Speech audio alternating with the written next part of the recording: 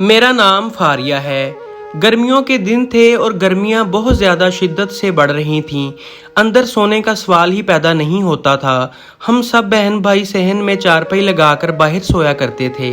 मेरी उम्र 16 साल थी और एक दिन मैं बाहर सो रही थी तो मैंने अपनी बहन को काला बुर्का ओढ़े हुए देखा। रात के तकरीबन 8 बज रहे थे।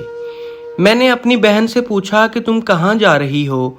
मेरे पूछने पर वो कहने लगी कि मैं इमाम साहब से कोई मसला पूछने जा रही हूँ, थोड़ी देर तक वापस घर आ जाऊँगी। तुम ये बात अब्बू को मत बताना। मैंने कई दफ़ा अपनी बहन से पूछा कि तुम क्या मसला लेकर मौलवी साहब के पास जाती हो, लेकिन वो मेरी बात को हमेशा टाल देती थी। मेरे अब्बू इन मामलात में बहुत सख्त थे और हमें बाहर निकलने की इजाज़त बिल्कुल भी नहीं थी। लेकिन मैं अपने घर वालों को बताती थी कि वो सहेली के घर गई है। लेकिन जब मेरी बहन वापस आती तो उसके बदन से अजीब सी महक आ रही होती।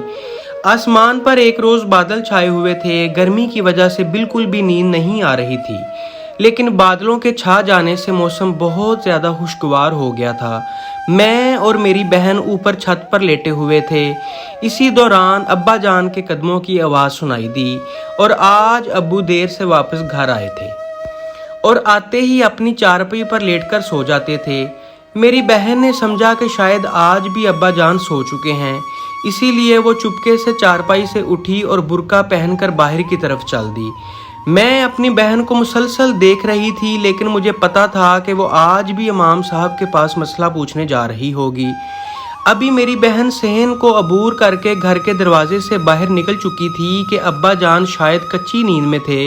वो नींद से जाग गए कि न जाने इस वक्त कौन घर से बाहर गया है। वो सबकी चारपाइयों को बार बार देख रहे थे कि किसी की चारपाई खाली तो नहीं, सिवाय मेरी बहन के। वो मेरी बहन का तआक़ुब करते हुए उसके पीछे पीछे चल रहे थे। कच्चा रास्ता होने की वजह से गुजरने वाले के पाँव के निशान साफ दिखाई दे रहे थे। मेरी बहन के पाँव के निशान मस्जिद में नहीं बल्कि एक दुकान की तरफ जा रहे थे। मुझे तो यही पता था कि इमाम मस्जिद के पास अपने मसले पूछने जाती है, लेकिन ये राज मेरे ऊपर से इस तरह अफशा हो जाएगा, मुझे इस बात की खबर तक नहीं थी कि मेरी बहन किसी इमाम साहब से मिलने नहीं बल्कि अपने आशिक से मिलने जाती थी। अगर मुझे इस बात का पता चल जाता तो शायद मैं उसे पहले ही रोक लेती। मस्जिद के साथ वाली दुकान बंद थी और दुकान का शटर भी नीचे गिरा हुआ था।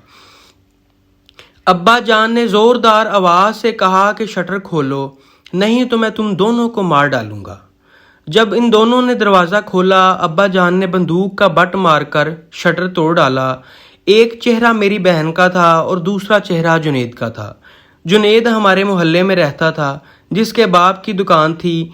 अपनी बेटी को इसके साथ देखकर मेरे अब्बा जान की आंखों में खून उतर आया।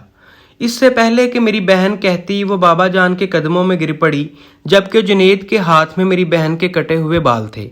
मैंने अब्बा जान से कहा कि प्लीज़ मुझे माफ़ कर दें, मैंने आपका मान तोड़ा है। जब मैंने आपको बताया था कि मैं इस लड़के से मोहब्बत करती हूँ, लेकिन आपने इससे शादी करवाने से इनकार कर दिया था, तो मैंने एक आमल से रब्ता किया तो उसने कहा कि 7 दिन तक इस लड़की के बाल मुझे काट कर ला दो, आपके अब्बा जान खुद ब खुद मान जाएंगे।